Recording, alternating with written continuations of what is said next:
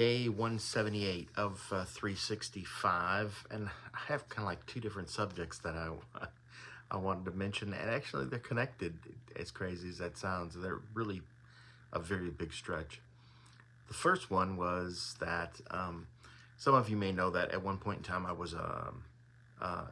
was a trainer for Brunswick Corporation, and I traveled all of North America and South America, and well, I was international. So I was an international trainer. So I went just about anywhere they would send me to train on electronic equipment. And so I flew. I flew just multiple times in a week. I got on a plane on a Monday, and I would fly somewhere and be there for pretty much the week. And on Friday, I'd fly back home, or I'd fly to another destination. So I did a lot of flying. And I honestly, during that time, I probably can count on one hand the amount of times that my flight was delayed, never canceled. I don't recall ever having a canceled flight. But that was back then. That was back in the 90s, early 90s, late 80s, early 90s. That I did that for a living, and never, just didn't happen. Fast forward to today, my wife, her company that she works for now is based out of New Orleans. And so she drove to New Orleans yesterday, and they were going to make a presentation for another project in Virginia, Richmond. So they're going to fly out of New Orleans to Richmond, Virginia. I think they had a connection in Charlotte. They've been doing that since about, I don't know, 3 or 4 o'clock this afternoon. And I think they might have just got there at midnight.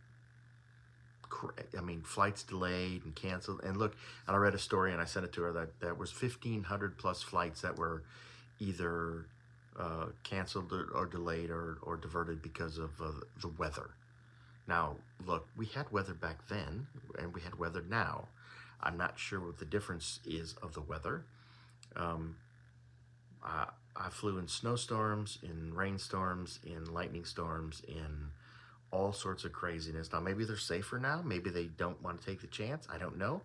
I mean, I remember being in Chicago and watching them de-ice the plane before we took off. I flew out of Muskegon, Michigan, and we actually followed a snowplow down the runway.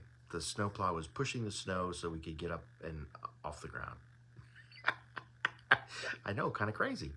So the second thing that I wanted to really talk about was that a local company, a big local company here, which was used to be called CenturyTel, then it was called CenturyLink, and now then the latest version was Lumen. And they are an internet and phone company. They started out as a local phone company and grew and grew and grew. And they have a huge, huge campus here in Monroe. And they've been since before COVID, but COVID accelerated a lot of things and a lot of changes where businesses have been changing. And that's nothing new. That's happening all over the world. Businesses change. People are working more remotely. Not as many offices are being built, which is, I don't know if it's a good or bad thing. I guess you can argue both ways what it is. But Lumen has been shrinking their presence here in town for a while. And they gifted the local college, University of Louisiana at Monroe, their technology campus. Humongous facility that was just built within the last 10 years. And there has been a crazy amount of negativity about the whole transaction.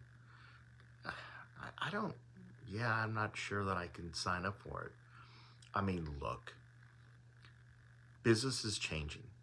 The way business operates has been changing rapidly. And this is all part of it. Is it good? Is it bad?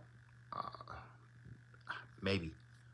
maybe. I think I wanna lean towards the side of that it's a good thing, and that ULM will use it to further um, their their their foothold in education, and maybe go down the technology path. We have a tremendous amount of medical. We have a A1 rated pharmacy college here. We have another doctor facility, a specialty kind of facility. I'm not sure the whole term of it, but built a whole big campus, brought people in from all over the country. They're supposed to have some sort of medical bio lab that they're going to be starting to work on here in town. Um, I think it's all good, and I guess the key to the both things is change. The key to both of these is change. Is that in everyone's lifetime, no matter what you're going to do, I don't care how old you are. I'm 60. Um, People who are 80 and 90, and I have a couple. I have acquaintances and that I have met that were over 100. And to think of the things that they have experienced and that they have seen in their lifetime is just thoroughly amazing. But they didn't, I guess at the time that it happened, there was probably some grumblings and some apprehension about change. But change is inevitable. Change will come, whether we want it or not. And it's just how we're going to accept it and how we're going to embrace it. And maybe we need to look at that change all differently, instead of with skepticism and with negativity, maybe with optimism. Like, that'll be a great change. That'll be I look forward to the change and what it can bring to us. I don't know. It's all in the way you want to look at it.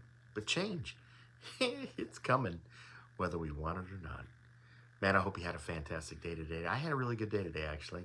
Um, but Merry Christmas, everybody. Merry Christmas. We're like at 170 some days away, 170, maybe 175, maybe 180.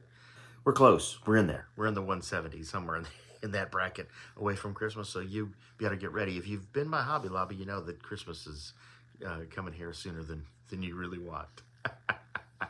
But you can't tell from what's the weather outside because it's a little steamy out.